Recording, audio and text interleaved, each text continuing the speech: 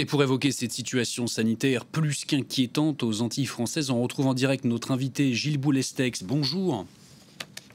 Bonjour, docteur Boulestec, bonjour. Bonjour, pardon, vous êtes chef du service de réanimation à l'hôpital de Basse-Terre en Guadeloupe. Première question avec vous, on vient de voir des images dramatiques dans les hôpitaux martiniquais. Quelle est la situation en Guadeloupe? Alors en Guadeloupe, au niveau du CHU, ça se rapproche assez de la Martinique. Nous, on a un petit peu de décalage, mais on sait que dans une dizaine de jours, ça va être pareil. Donc c'est une véritable course contre la montre et on aura beaucoup de mal à s'en sortir tout seul. On a vu des images de soignants arrivant de métropole. Est-ce que ces renforts venus de métropole, justement, sont-ils arrivés déjà et est-ce qu'ils seront suffisants? Oui, ils sont bien arrivés. Nous, vraiment, on est passé dans le temps de l'action. Donc d'un côté, c'est le personnel, puisque l'activité en réanimation est très consommatrice de personnel hautement qualifié, 24 heures sur 24, 7 jours sur 7. 6 lits de réanimation, ça demande 12 infirmières IDIE de réa, 6 aides-soignantes de réa, 12 lits de réanimation, ils font 5 médecins anesthésistes réanimateurs. C'est pour le personnel et il y a le matériel.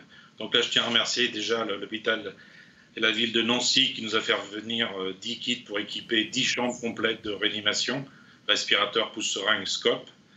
Mais en effet, il faut se préparer à quelque chose de très important sur la Guadeloupe aussi.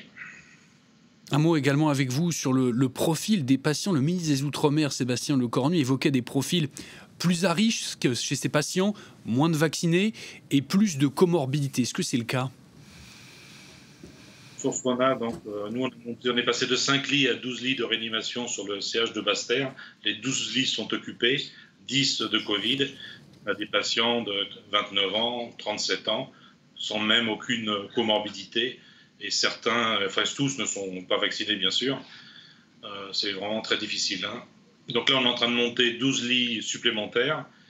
Euh, donc ça fera 24 lits de réanimation sur le siège de Basse-Terre pour 5 habituellement. Et on nous parle même de doubler, peut-être doubler dans les chambres, les lits pour arriver à 48 lits de réa pour la semaine prochaine. Un confinement est en vigueur, du coup, quand est-ce qu'il produira ses premiers effets, selon vous? Quand est-ce que vous pourrez, vous, en constater le premier soulagement, si je puis dire? Le confinement, l'effet immédiat, c'est la diminution des accidents de véhicules qui, eux, fournissent en patients de réanimation. Après, il faut toujours un décalage d'une dizaine de jours avant de montrer son efficacité.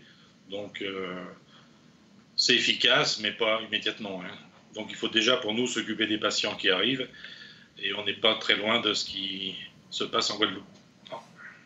Un dernier mot également avec vous, de la vaccination peut-être. Où en est la vaccination là où vous vous trouvez? Est-ce qu'elle progresse rapidement? Là, j'ai un peu l'impression que sur cette quatrième vague, la population et le personnel soignant ont tous maintenant un membre de leur famille ou de leur entourage qui a fait un Covid grave. Et on a l'impression que la vaccination repart de manière assez importante. Mais une vaccination, ça met 5 semaines pour être efficace. Il faut le faire. Et là, on en verra le bénéfice que mi-septembre ou fin septembre. Donc là, je suis vraiment un appel très fort pour, si on peut recevoir des IDE, des AS, des médecins anesthésistes réanimateurs, des internes aussi, qui sont complètement autonomes, de contacter leur ARS au niveau de la métropole pour pouvoir faire la relève des renforts, comme disait le ministre de l'Outre-mer. Le message est donc passé. Encore merci d'avoir répondu à nos questions, Docteur Gilles Boulestec. Je rappelle que vous êtes chef du service de réanimation à l'hôpital de Basse-Terre